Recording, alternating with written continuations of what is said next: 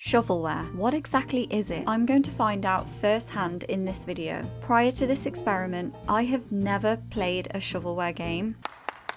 I like to think I have a pretty good platinum list. It definitely could be better, but it could be worse. So today, I'm testing that theory. For the sake of this video, I'm about to nuke my trophy list.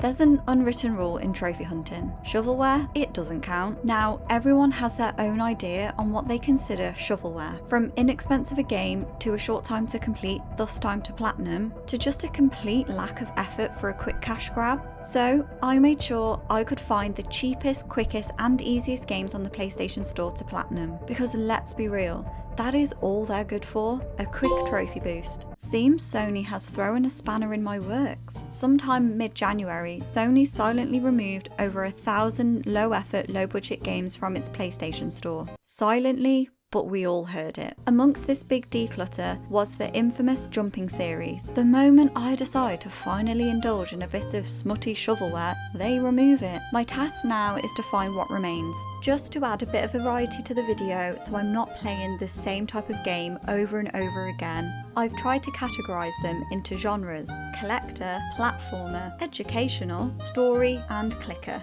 I wonder what the clicker type is. Goodbye to my trophy list. And it's really irking me that I've gone a penny over. I said in my head I wouldn't spend more than a £5. Ready to play? I thought these were trophies popping already. Oh my days. That's actually hilarious. Is there sound? Maybe I should put my headset on. There's literally no sound. As you can tell, there was actually sound. I just couldn't hear it for reasons that will become clear shortly. So I began narrating the story for you gentle listeners. Is there genuinely no audio? There is audio. I have just been reading all of this, yet there's somebody talking. Yes, children attract the most attention and sympathy. This is so strange. Why is there an anime character now just popped up? Essentially, this game tells the story of a man torn between family duties and a forgotten village. The village holds a mystery about a house that only appears at midnight. You follow the main character Sean as he investigates the area and uncovers the buried truth. The game is described as a choice-driven visual novel. Visual novel, yes. Choice-driven, no. When you are given options, it's basically the same choice, just worded differently. It has no impact on the story's outcome or the trophies. The narrator's voice was pretty monotone and oftentimes was overpowered by the music.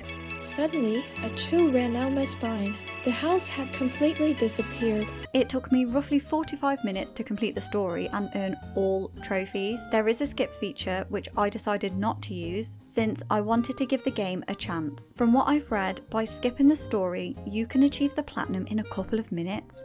I can only describe this game as what feels like a school project.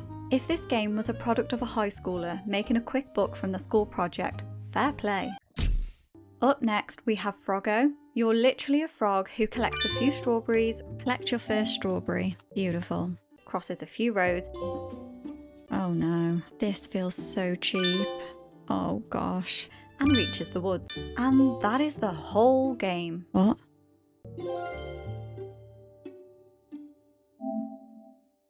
That's it. Oh my gosh. That's not even a game. A completion time of a whopping 2 minutes. I have never platinumed a trophy that quick in my life. I felt so cheap. 79p of pure shame. With that being said, I actually liked the art style and it had the potential to be a cute little cozy game. Yeah, I'm kind of grasping at straws here.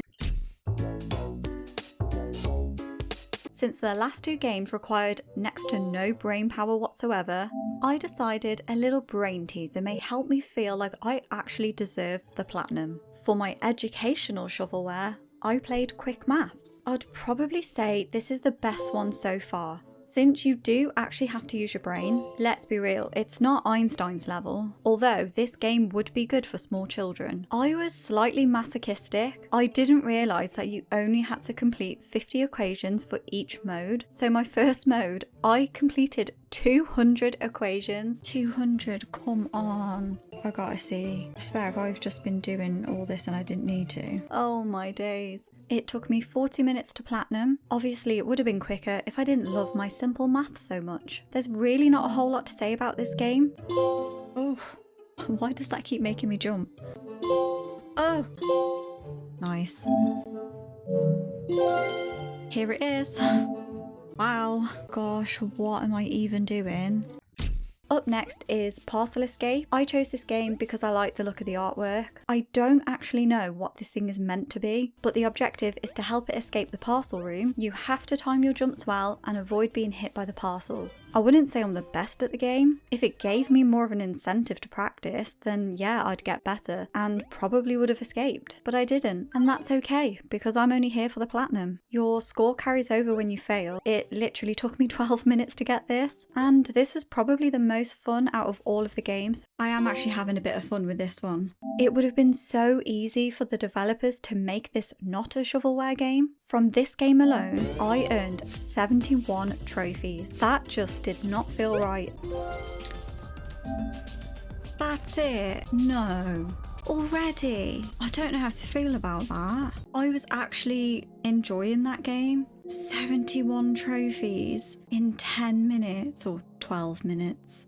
I can see how it sort of zaps the fun out of things. These little thumbnails for the trophies are quite cute. They've got loads of different characters which we don't see in the actual game. I have some serious making up to do on my account to balance out these shameful trophies. But before we balance, we've got one more game. My name is Mayo. This was the one I'd heard the most about previously. I thought surely this game cannot just be tapping X on a Mayo jar, but yep, that's what it was. And when I tell you this was the worst out of all 7 games, I'm not joking. If the word boring had an illustration, it'd literally be a picture of this jar. Boring, come on. Oh, this is actually doing my head in. How long is this gonna take? How many more? 3,000 times? What is this? Add whatever stupid graphics you want to that jar, but it will never make this game entertaining. I actually regret this game so much. I cannot believe I sat there for 48 minutes just tapping away. Please, please, please. Thank the Lord I am never touching a game like that ever again. Now I'm fully qualified to speak on the matter, I can see the pros and the cons of shovelware. Mainly the cons. The cons being exploitation, especially towards trophy hunters. These companies profit from cheap, easy to make games, often on buggy, broken software. They know they can get the sale because there's trophy hunters out there that don't care. We don't care.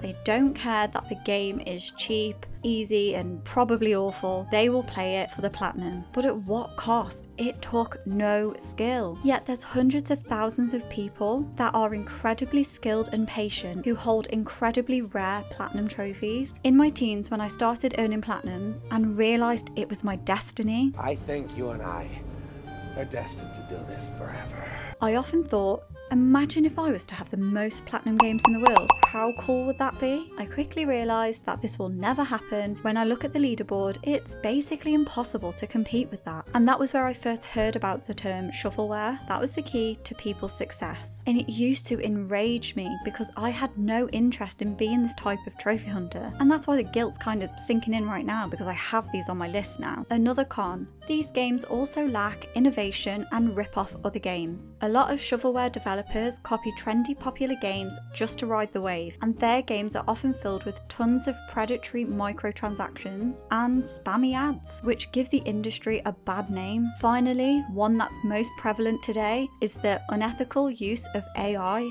I mean, I really don't have to say anything else on this matter. It floods storefronts on all platforms and negatively impacts consumers, human creatives, and the digital environment. So there we have it. I can officially say I have been successful in the pursuit of meaningless and shameful platinums.